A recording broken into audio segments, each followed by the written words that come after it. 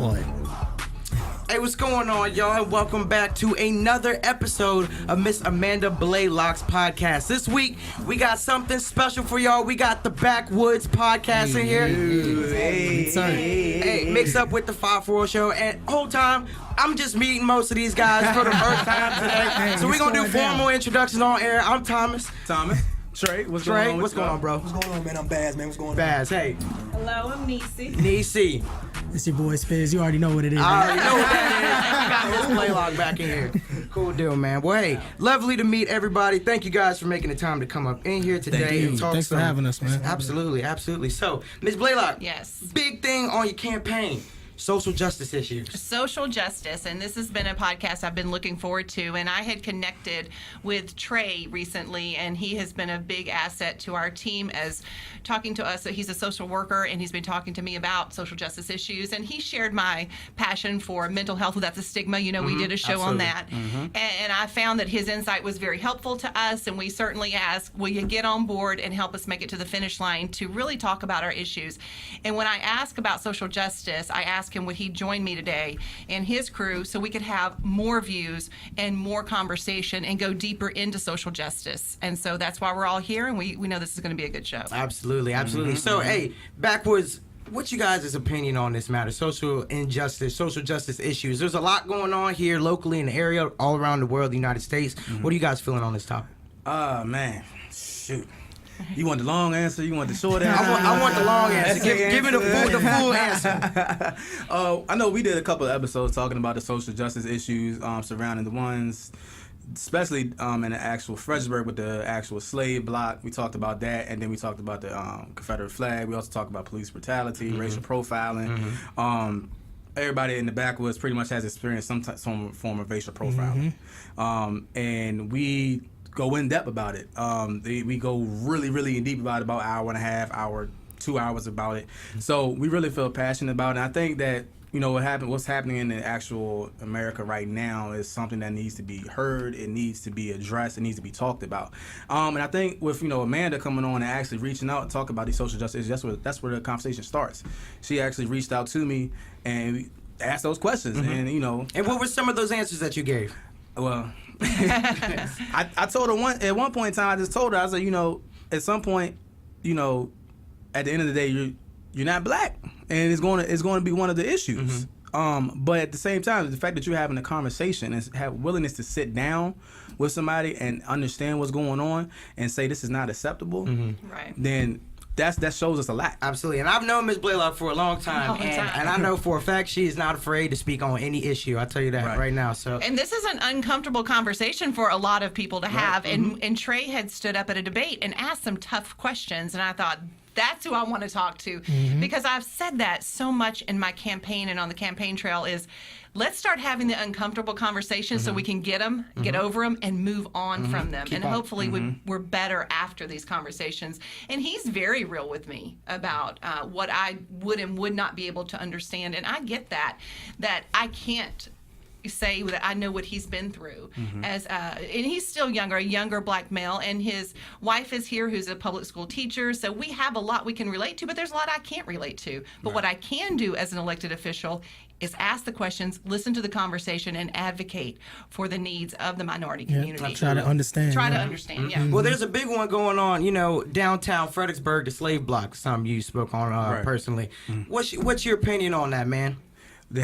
That was a loaded answer. Right, it's a loaded question. Just to give a lot of space for it. I didn't know how you wanted to attack it. What I know what we remembered is that there was an issue as far as taking it down or putting it in the museum, or, you know, removing it at all costs, or just leaving it there. And what I said, we had a whole roundtable discussion about it. What I said was, like, you know, understanding that if it needs to go in the museum, put it in the museum. If we're paying to, you know, maintain it and keep it together, then it should be in the museum, we think. But then also at the same time, we should keep it there to let people know, like, this is what happened here in downtown. This is a real thing that happened. Yeah. Right. And what else did we talk about with that? Oh, saying that if allowing people who are removing the monuments, or, you know, these different type of things that's happening, to pretty much have that same energy when it comes to other social issues going on. Yes, yeah. You know what I'm saying? Like I just think that you know what I'm saying, taking it away, it's not going to take away the fact that it actually happened. Right. You know what I'm saying? 100%. So Right. if you keep it there, it is what it is. If you take it away, it is what it is as well. You know what I mean? Absolutely. But it's not going to take away the fact that it happened. So. Absolutely. Absolutely. Yeah, go ahead, because Okay. I'm about to hit you. I'm about to tag you. That was a conversation that the Backwoodz had on the podcast before I was on there, and Yes. it's kind of how I ended up on there, because in the car afterwards I was like, man, if I was downstairs I would have said, it's not about erasing history, it's not about taking something from someone, it's about I want to be in control of where my money goes. When I am interested in history about slavery, I want the option to go to a museum and pay an independent person to teach me something that I cannot find on Google. I want my tax dollars, however, to not go to the upkeep of a hurtful part of history when I am a public school teacher and I would appreciate new books in my classroom. Let my tax dollars go there. I'm not interested in the upkeep of a slave monument. Wow, that's actually, and I never would have thought about it in that perspective, especially being that you're a teacher, saying that you'd like to see those tax dollars go to the classroom, which ultimately benefit the children and students. So, I mean, that's very admirable of you. And that's what's great about these conversations. You hear perspectives like that. And I'm not sitting here saying everyone that's listening has to agree. What I'm saying is we do have to listen, though. And if you think about, I was your school board member. I was your school board member. You'll always be my school board member. Anybody who is in that area. Except me and Drama Caroline. Right. That's Y'all okay. missed out. Y'all missed out. I'm playing. But I think what's so great for me is seeing your generation of the mid to late 20s talk about these things. And this is where you get such a bad rap that no one cares and no one's talking. No, we're having these conversations. And something, as she was talking, I was thinking, and I say, Trey's heard me say this several times, is, less than 100 years ago, about 100 years ago, I would not even been able to vote just because I was a woman, just because of my gender. That's it. And even today, I find it that I have to prove myself 4 times over the gentleman I'm running against. Not one, but all, just in general. Right. I'm not saying my particular group, but that would be anybody. Women continue to have to prove themselves in what they would consider the gentleman's world. The House of Delegates in Virginia has 71 men. That leaves a very small margin of women with only 100 delegates. So it's definitely a man's world that we're trying to tap into, yet I have 10 years of experience. I've spent my entire adult life advocating, sitting on boards, all kinds of boards, redistricting boards, zoning boards, and I continue to have to prove not only can I do this, but I'm the best person for the job, and I feel like that's just because I'm a woman. And when you think about history, there was a time we thought segregation was okay. Right. We learned better.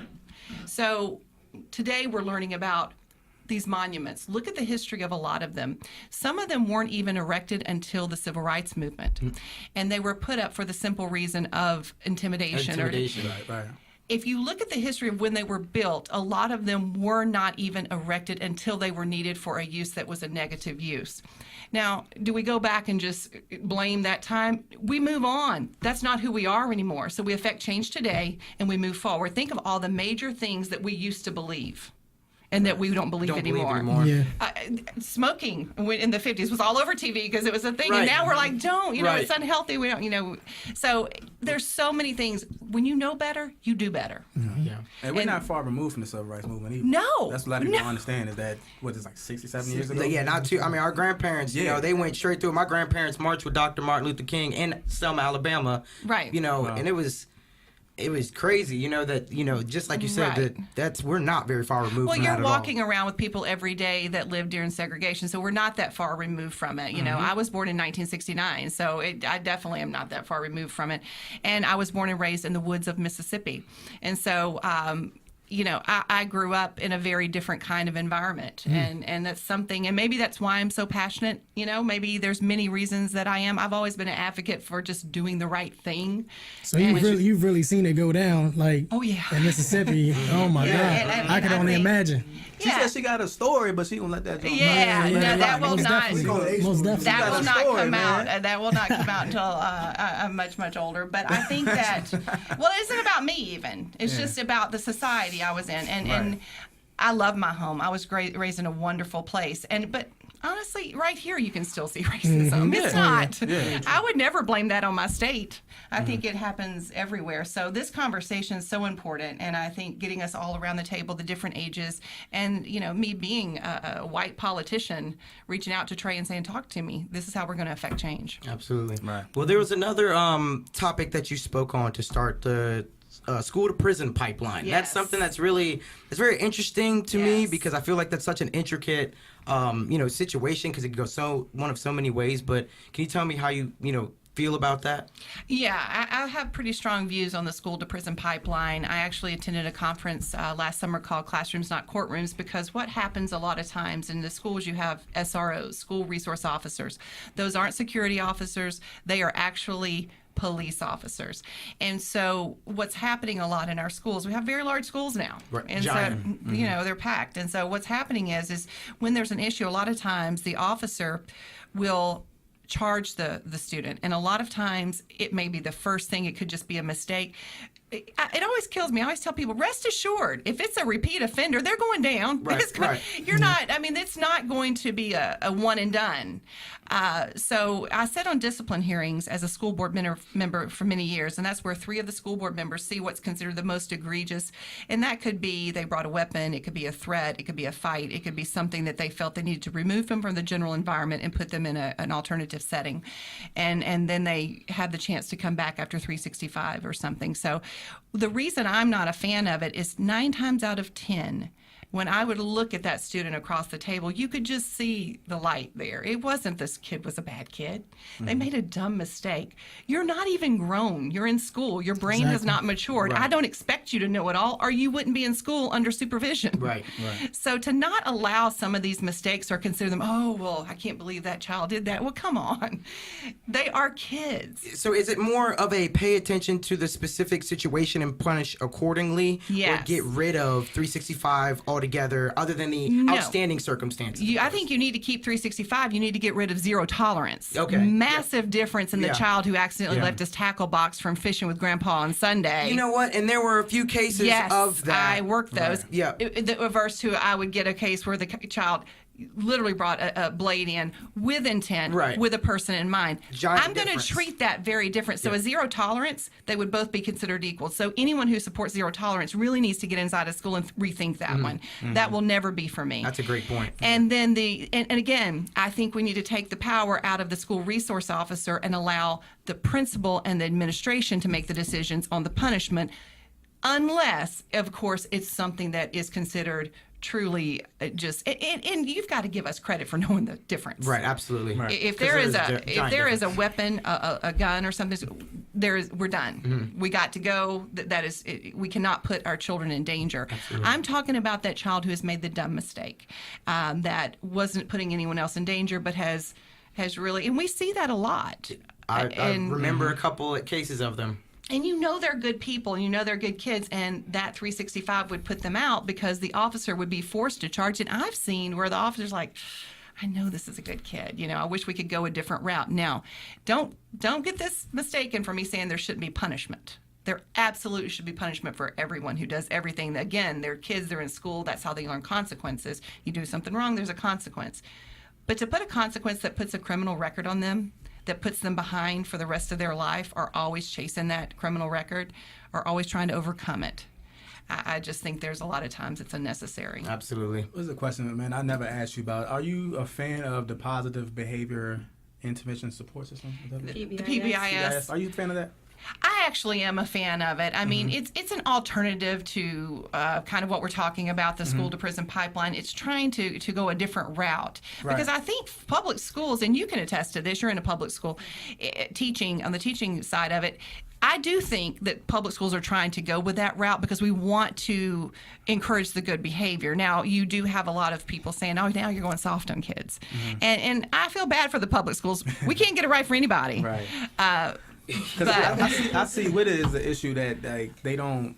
If I worked in the school system for a little bit and still dabble with it a little bit, but the consequence side of it is, we got the 3-0 tolerance, and then they implement the PBIS, but then the consequence is removed. Like they Yeah. act like that's not they want to hide that consequence when in life, we, as an adult, you've got to face it. You got to deal face the with that. consequence. And so it feels for me, almost from a mental health standpoint, that we are telling our kids, like, okay, well, you know, okay, this is an alternative to do this route. It's an alternative to do this, and you don't have to do this if you do this. But we got consequences. If you don't pay our bills, The lights gonna be Right. off. lights cutting off. Right. You know what I'm saying? If we go out and hit somebody off the random, if we don't have a mental illness, guess what? We in the In clink. charge. We're getting a charge. And I just think with the PBIS, I saw it implemented a little bit, and I just didn't like the consequence side of it. Yeah. You know what I'm saying? As You don't far think as they're having to understanding. answer for what they did. Yeah. And that goes back to everyone does need a punishment. It just, I feel like we're here or we're here. There's got to be a happy medium. Right. And I think public schools, so much is mandated from the state. It's not even their choice. SOLs. And we can't even teach, you can attest to this, we can't even teach creatively anymore. Teachers are forced to teach to a test. We're forced to punish a certain way. Some teachers will argue that I have a child in class that can cuss me out or do whatever they want, and there's nothing I can do anymore. And then you have the other side, the school to prison pipeline, where you have a parent going, my child is not a bad child. They deserve a second chance. They're Yeah. going to pay their Yeah. dues, but they need a second chance. Please don't charge them. Right. And so that is definitely something in the middle we've got to find. And these conversations have to happen on the education level. They have to start happening. Is it too difficult to really make that a case-by-case basis, considering our schools are so big now? Well, it's difficult to do, but I feel like we did it in the school division I represented in Spotsylvania. I was very big on making things a case-by-case basis. I took kids very individually. Unfortunately, it's not easy to do because a lot of times we don't even see them all as school board members. They don't make it to us. But when I got a call from a parent, I would listen, and there would be times that I would say, they got to do it, but there's nothing I can do. Yeah, something you can't do. Some things. And I was honest with them. And I'm very proud of my record that I answered you even if you didn't like my answer. I told you why, and I gave you the policy. But there were times that I would listen and I would think, oh, no. And I would go in and advocate for that child and realize that this child needed either another direction or a second chance, depending on. A lot of times they had already served their time. Now, you actually, we met, you and Spiz met last week at the debate. We and did. then talked I was about, his school board member. Yeah. I didn't know it because I had some minutes. And so he told me about the case that he had when he was in Massaponics. Spiz, you care to elaborate on that? How Amanda helped you out on that? Yeah, she definitely helped me out. I was out of school for like 2 months on a long-term suspension, and they tried to have a meeting to reinstate me. And I was there at the meeting, and I had like different terms and agreements that I had to meet up with. Like I had like no contact orders on certain people and stuff like that. And I don't know if you made that, you know what I'm saying, but it helped get me back into school. Oh, yeah. And you actually started like with your grade stuff. You got like C's Yeah. and- Like after I came back from school, I got nothing under a C. Nothing under a C. And you just think about that, and look where we are today, where we're Yeah. sitting Right, today. How many exactly, years right, ago? exactly. You're Exactly. giving back to society. You're Yeah. exactly what I wanted you to be. And if I don't remember that case because I heard hundreds, but I guarantee you, I looked at you and said, I believe in you. Yeah, most definitely. Because I told every kid that, because I do believe in them, and that almost makes me cry because I did, and just to see you now that all worked for you. There's so many stories like him, and there's some I do remember vividly, and I see them today. There's one that comes to mind that he now he's in his late 20s, almost 30, has kids, great guy, very giving back to society, and I just remember feeling that he was just getting the wrong deal, and I could see that this was a mistake, and I just think as much as we can take them individually, like in your case, and I have no doubt I saw in him, get him back. Give him that second shot and let him try again. He'd already been out 2 months. 2 months, and they tried to give me 365. Right. So that's when you brought me back on board. And like I said, I made nothing less than a C, and I was a straight D and F student. I'm glad we brought him back. See, that's right story. there. Right there is enough that if I don't win this election, whatever happens, let's say I don't become the delegate on November 7th, I'm okay.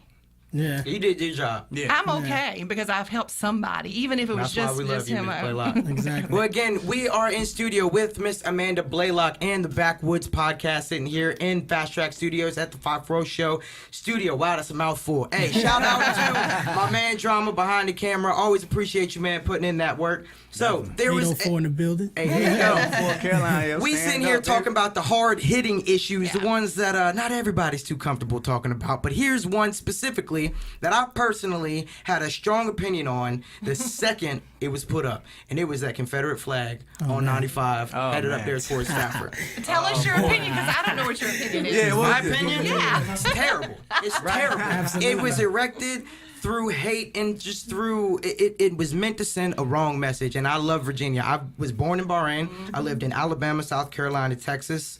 I love Virginia, and that is a terrible representation of who we are here in Virginia. Exactly. Right. So Well, yeah. Well, you were sitting there. I was asked this in a debate, and I'll let you Yeah. elaborate because I think my answer shocked people because, I'll tell what I said, then you can elaborate. Yeah. Is they ask us in the Stafford debate. I was there with the NAACP had put on a debate, and they said, "How do you feel?" And it shocks me that the Board of Supervisors up there haven't passed an ordinance just to get rid of it. We have ordinances that make you take your Christmas lights down. Wow.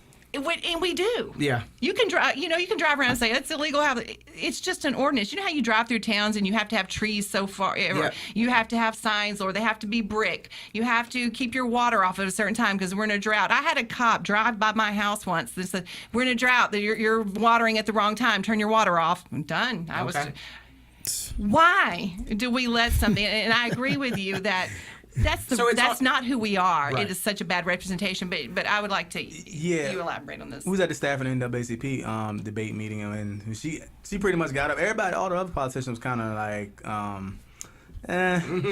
we got to work with some things. Tom Brady on the mic. Oh man, That's what I call it. When you bouncing around, you hit the Tom Brady on the mic. James Harden stuff. And then like Amanda gets up there, and then she was just like, "It got to come down."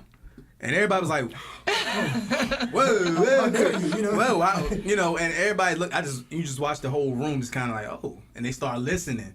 And I was telling her after, I said, you hit on the head on the head. You did something because everybody wasn't expecting that. Everybody was kind of expecting that answer as far as, we gotta do this, and then she came out because the biggest thing we've heard is, and I didn't know how you felt. We hadn't talked strongly. I could say more, but I'm gonna keep it at a certain. When did it get put up? The wrong timing is the worst part of it. When wasn't it like it was like 2 years ago? Must have been. Right when.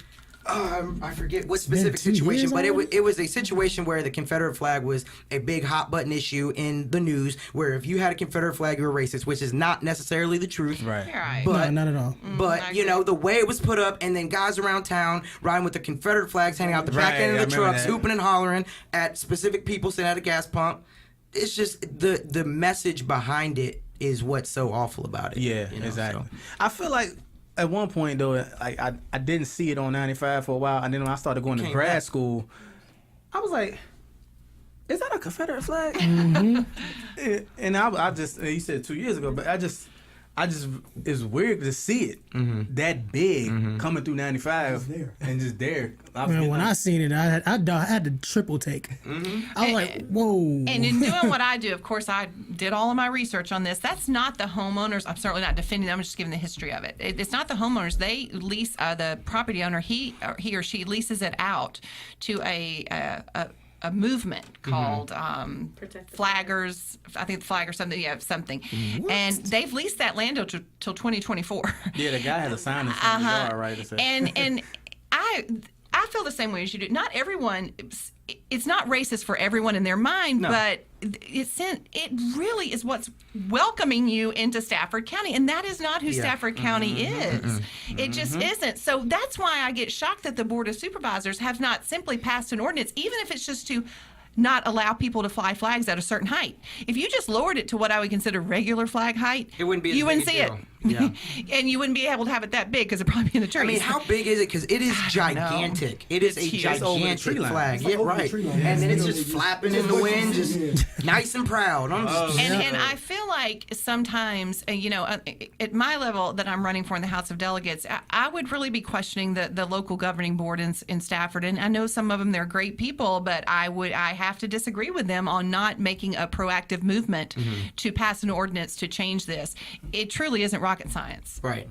Honestly, if you can make someone take their Christmas lights down, you can do this. Absolutely. And please correct me if I'm wrong or speaking too heavily on it, but, you know, thinking about some of the other flags that are illegal to have or to fly, like, I don't even want to compare it to this so heavily, but like Hitler's flags, swastika, stuff like that. Just not that are, you know, things that symbolize hate. Should that be in a specific place? Because I'm okay with looking at that and remembering what that represents, almost like Again, back to block. your museum point. Right. So then maybe pay to put that in a museum, so people who choose to want to go and appreciate that can, for whatever reason. Am I off base?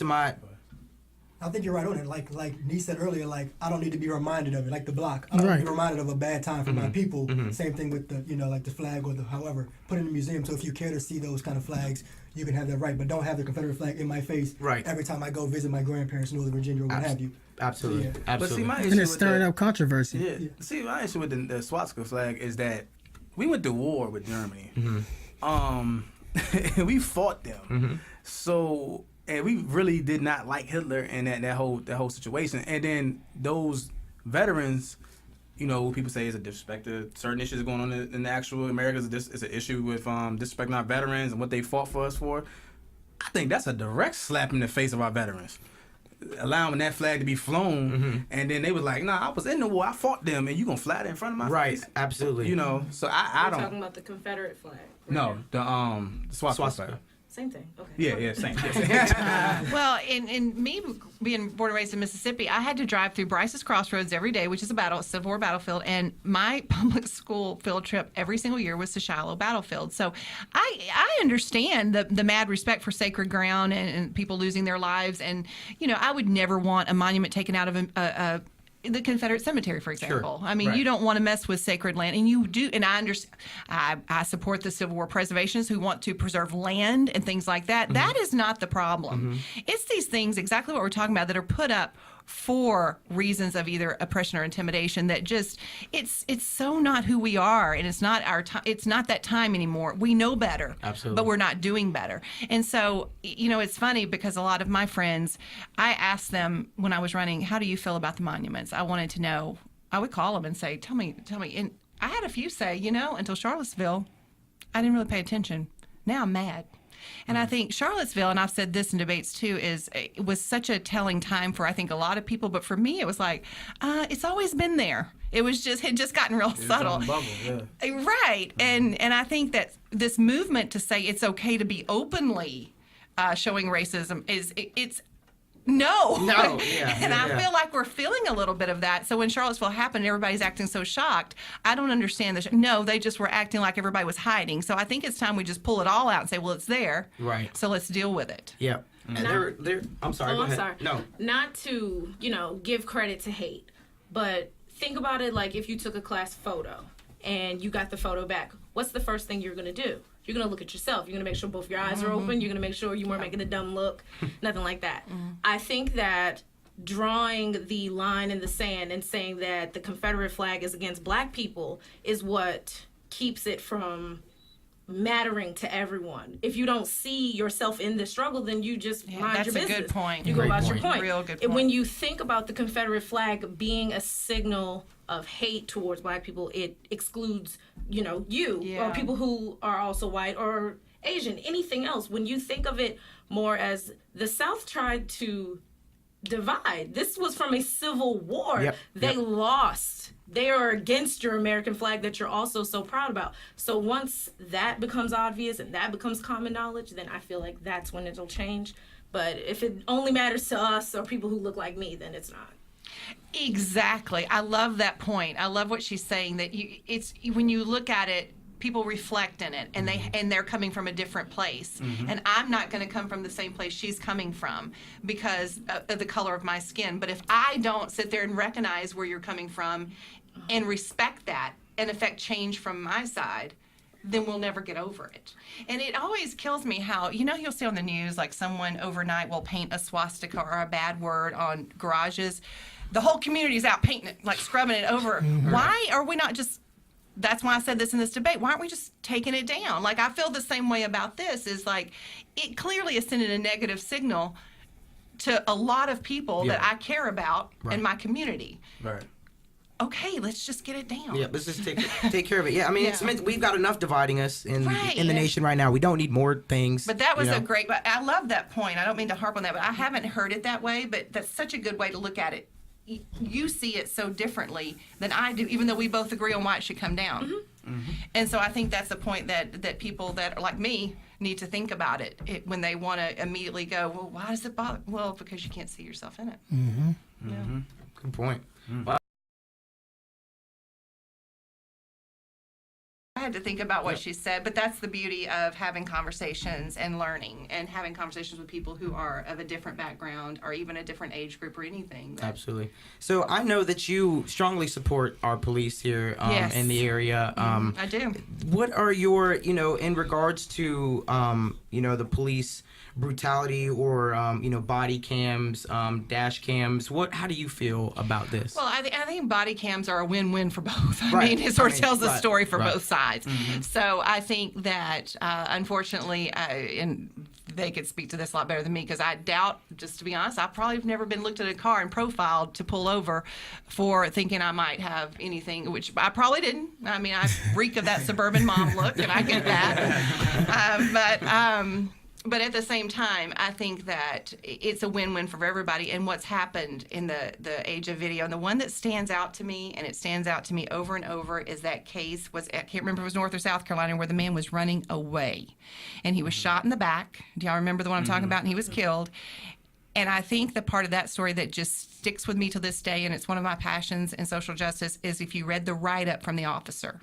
It told a completely different story. Right. It said something about that he was attacking, and he made it look as though it was self-defense to kill this man.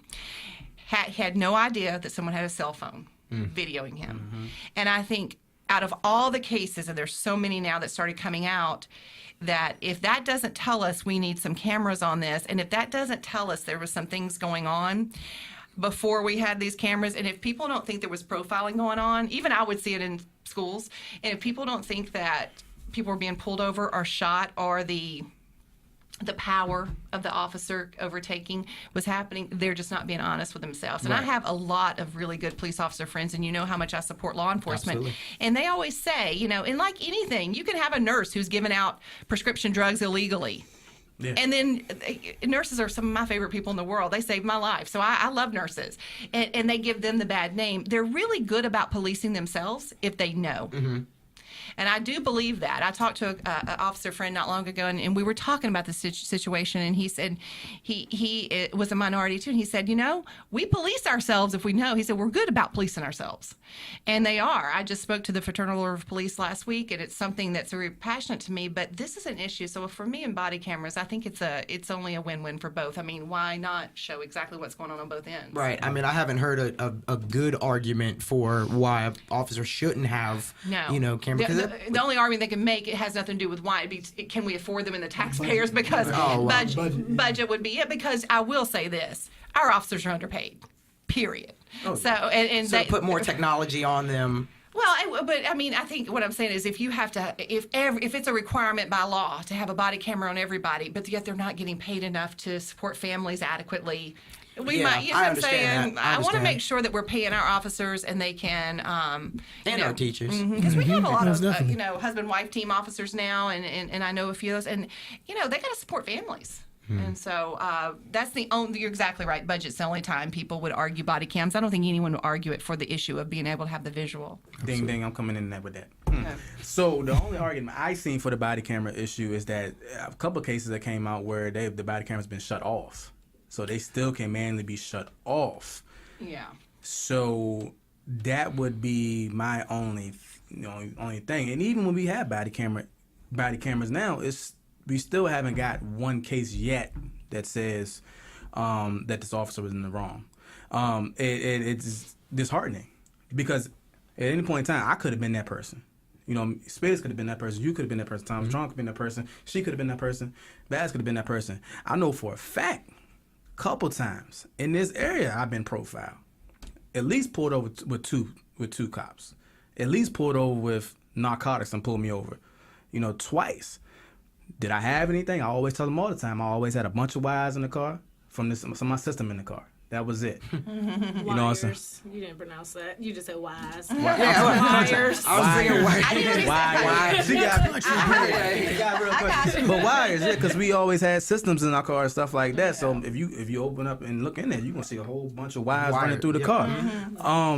So that's why it's very disheartening to me, and I really stand close to it because I know for a fact, when the things came out, the case came out, my mom and dad called me personally, and they was like, "Look, man, be careful." Yeah. And listen. And I tell them all the time on the podcast is that I work with law enforcement officials. I have a relationship with them at my current career, but I still have anxiety when they pull me over. Because you're unsure, you're uncertain. Because I'm uncertain. Yeah, the roles but switch. I work with them every day. Yeah.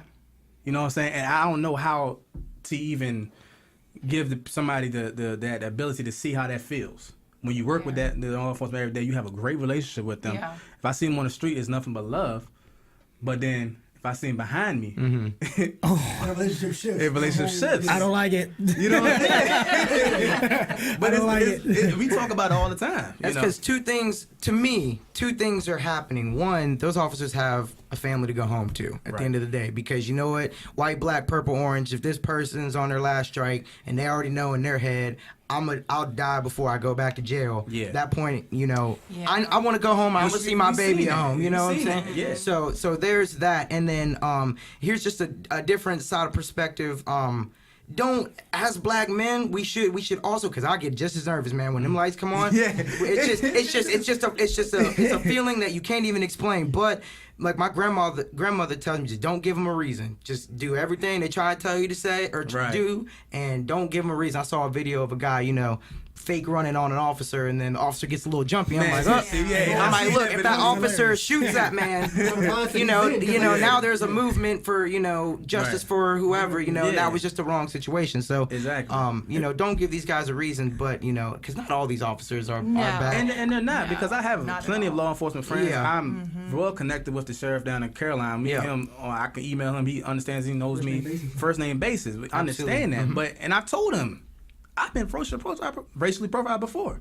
It's happened, and it's just, we had to get again a middle ground. Yeah. Again, what I'm saying, we can have differences, but we got to get to the table and get to that middle ground. One day, hopefully, we can start seeing each other as people and not even see the color anymore. Because that's something. Do you all play sports? You guys play any football, basketball, or anything? I ain't never touched football. I play basketball.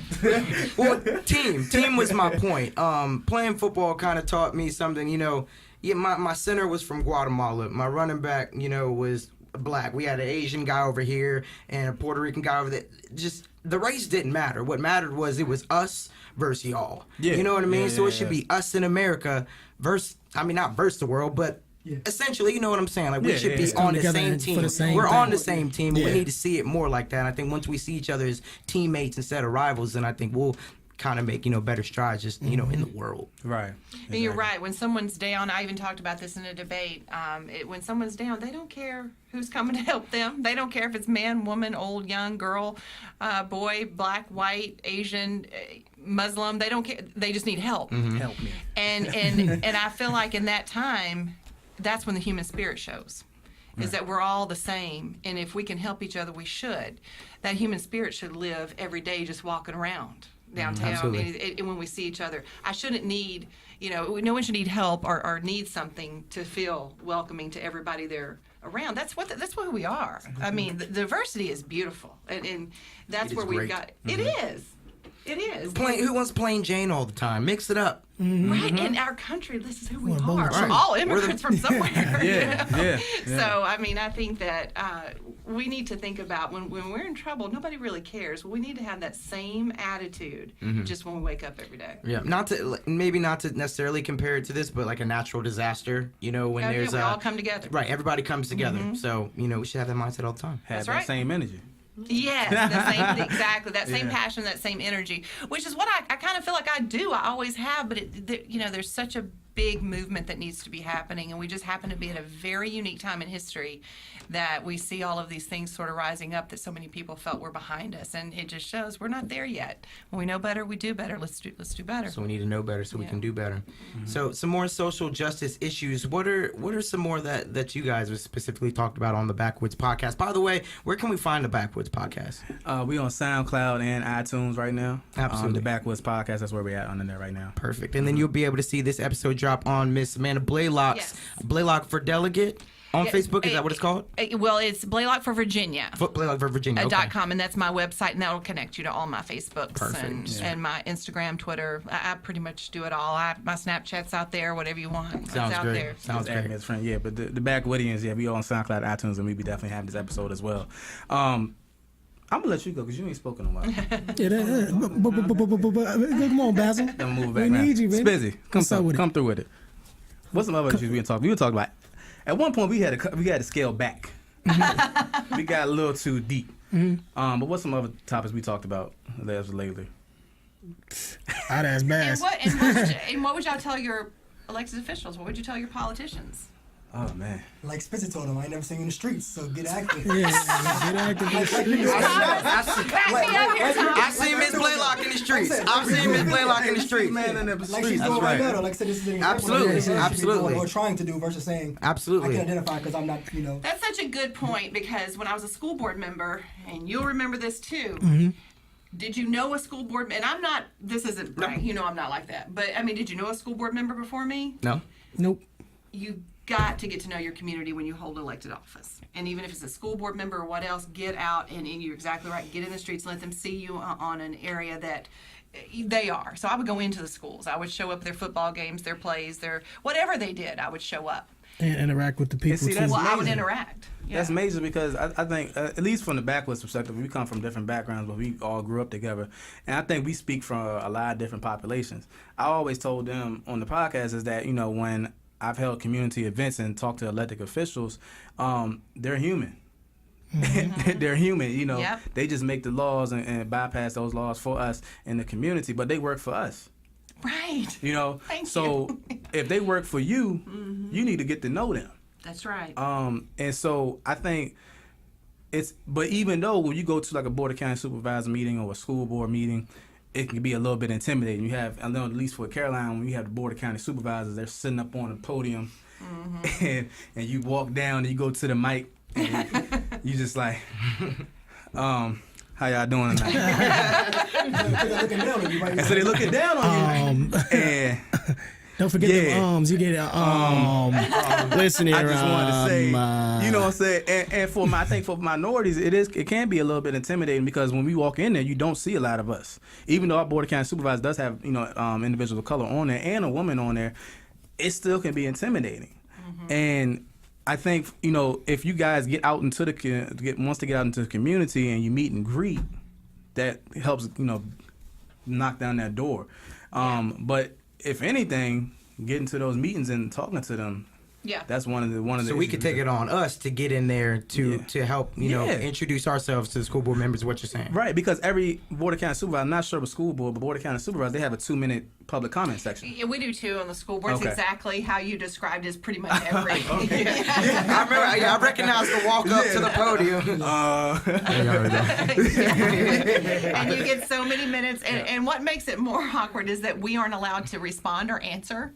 So we just all sit there looking at you. And you're right. And that's exactly why I made it my job to be, and I did. I mean, I went to everything because I realized that I was dealing with students and parents, but a lot of my students were high schoolers. A lot of them are grown. A lot of them are voters. One of the people most passionately working on my campaign right now is an 18-year-old Chancellor high school senior. And at the same time, I have people older than me, out there campaigning for me. It's important for me to get out and not only give them a voice, and you have to give them a voice. And here's the thing. I believe this. You take on all issues, the small and the big, and I'll give you a perfect example. Years ago, because I had gotten to know everybody, it helped that I called the snow days, and people started following me there. But because I made that connection through snow days, they knew to come to me if they were having other issues. And I will never forget this, and I won't use the names, but it's a true story. So I got a private message from a girl who was head of her class, and she said, president for the SCA, and she said, we can't decorate our mortarboards on our graduation caps. And this was Cortland. And she said, Riverbend and Massaponax can. And I said, well, sure you can. I thought everybody could. I see them every year. I haven't missed a graduation in Spotsylvania County since 2008. So I feel like I've seen thousands of them. I thought, no, you can. And she said, no, we can't here. And so I started asking the question. I said, well, I'll ask. And I started asking, and they came back and said, no, listen, we just don't want to do it here. Now, that's not fair for two schools. So long story short, I affected change there, and all 5 high schools could do it by the end of that year. Just look how small that was. It was almost nothing. And then but it mattered because it mattered to her. It mattered to her, and she knew that she could ask you for help. And she had organized this group, Mm-hmm. and she decided she was going to be the spokesperson, and she was definitely a young politician. I don't know where she is now, but she advocated to me. And they told me later that no one ever listens to them because they're seniors in high school. And even though that was tiny, and to the grown-ups it probably meant nothing, she felt heard. Her community that she was representing felt heard. And that's what you've got to do as politicians. And you have to turn around, and even if you can't do it for them, don't dismiss it. Tell them why and give them the rationale. Show them the policy that won't allow you to help them. Because there's been many times I've had to say, there's not much I can do, but here's why. And people don't give everybody enough credit. They're happy if you interact and respond. What they don't want is to be ignored. If they send you an email, answer it. They text you, respond. If they call you, pick up your phone or return that phone call. And if they want to sit down and meet with you, that means there's something serious going on. And I had, I've sat down and met with so many parents over the years. And there was one time I had to sit down. I could just tell this dad was distraught. And he wanted to sit down. So we met at Panera Bread. I had my twins at the time, who are now 10. I think they were like 3 or 4. I said, y'all sit here. And they ate their little thing and played their stuff. And I think it was a little over 2 hours. That to this day, what happened with his child, it's such a success story. Not for privacy, I'll never say, but I mean, what happened was unbelievable. And it just took that 2 hours of sitting Panera Bread and listening to a story. And I was able to catch him say a few things. I was like, yeah, something was wrong. And I was able to go in and advocate for him. But see, that's the thing, though. Like, we have a saying in social work, whereas we meet the client where they're at. Yes. Yeah, that's good. Meet the client where they're at. Yeah. Okay. Meet the client where they're at. It's a strengths perspective as far as, instead of being that therapist and speaking with them in clinical jargon or doing your own little therapy technique, wherever they're at in the place in their life, you go meet them right there and then start therapy from there. Okay. Instead of just coming in there with one thing already in place. And I think for minority populations, I mean, let's be honest, like we don't feel like the government has been fair to us at all anyway. Sure. So we already have some dishonesty towards anybody that's in a political stance. But the fact that you go out there, the fact that student had the know-how to say she could DM you. Yeah, she can. Or that parents, you sat down with that parent for 2.5, hours. A lot of minority parents, would feel that same, would love to have that. You know what I'm saying? But they don't get that. Or sometimes they don't show up. Let's be real honest about it. But the fact that you're going out there and making yourself, available. Yeah, I'm running off my record. Yeah, making yourself available. I really mean that. Yeah. And I'm going to tell you, if you can find somebody that I represented them, and when I say I was elected to Lee Hill, but I represented every one of those kids, and I answered every parent's phone call. And if I can find someone who says that I didn't return their phone call, or at least try to help them or interact with them, I want to know where I let them down, because I don't want to let people down, and I want to fix whatever I did wrong, because nobody's going to be perfect. But I will say that's what we're going to take to Richmond, and and that's what when I'm in debates and when I'm trying to speak on myself, on my behalf, to say, why should you vote for me? Imagine taking that to Richmond. Imagine if we get more of that in Richmond, not just me, a bunch of us. You've heard other debate. We've been in debates where we've heard the 28th district, the 2nd district, and I'm hearing all of these people. I believe you all had another delegate on recently. Sure did. And I think that there's a lot of people I'm seeing come out and starting to run for these offices, and we need to really start deciding who we're voting for. And sometimes the two-party system's not always it. It's a common sense vote. One thing you'll never find Amanda Blalock do, I'll never be radical on either side. I cannot handle this radical. That doesn't work. I don't even understand who can. Yeah. There is nothing. Extremism on either way will never work. Agreed. Yeah. And so that's never going to happen under my campaigns ever. But I think that just, not even talking about my campaign, we're just looking at some of these debates. I've seen some strong up-and-comers, and I'm just like, man, I hope they get elected too. We hope we all do. But we have a couple of them, and there's a woman I'm watching from up north that I'm watching her campaign as close as mine. I hope she gets in there. I mean, they know their stuff. They know what they're talking about, but they have that passion. And like you were saying earlier, they're more reflective of who we are as a society. Mm-hmm. We've got some more age ranges, some more ethnic backgrounds. And what you said when you talked about the Caroline board having they did have a minority on it and a woman.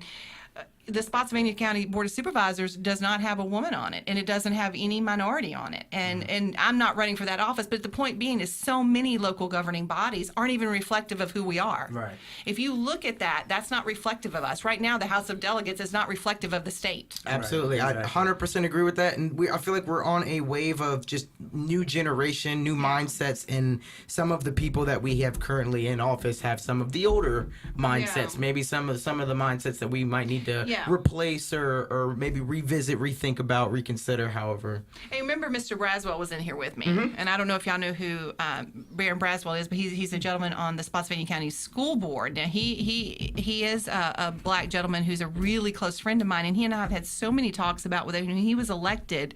He said, Amanda, they may have always known you would support and you would fight for their issues, but they can relate to me. Yeah. And so you've told me that before, but he had told me that before too. So that's that I know that's needed, and reflection of all of us is needed. Just like we need women representing us, and we need all kinds. And I think that's just a problem we have across the board in politics. Is it's just not reflective of a diverse community. Mm-hmm. So we need to get back to that, and it starts by getting you in Richmond, Ms. Blalock. It does. That's where it starts. Indeed. Yes, indeed. That's awesome. Well, hey. This has been amazing conversation, amazing time with you guys. Again, we are here with Amanda Blalock and the Backwoodz podcast. Hey, any last shout outs or anything that you guys want to put out there? Y'all go follow us, like, share. Instagram, we _the Backwoodz. 3, we on Facebook, Backwoodz Podcast, SoundCloud, the Backwoodz Podcast, iTunes, Backwoodz Podcast. We fully support Amanda Blalock in the 88th District. We also support the 540 Show. Thank y'all for having us out here, man. We appreciate it. So, yes, but cool, perfect. Yeah, and vote November 7th. Just vote. It's my hope that we have new voters. People are getting out there and registering. I mean, it matters. It matters, and I just love that the 540 Show and the Backwoodz Boys, you are getting involved. It's because of you. It's because of you. So thank you.